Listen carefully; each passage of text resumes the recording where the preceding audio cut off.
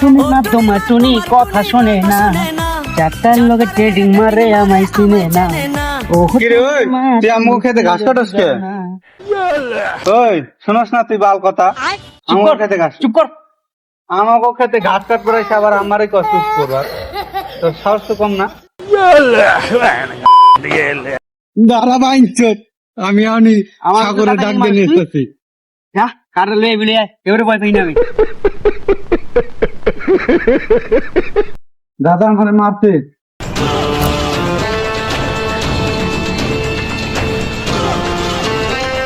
কাম আসছে তো রাহুল।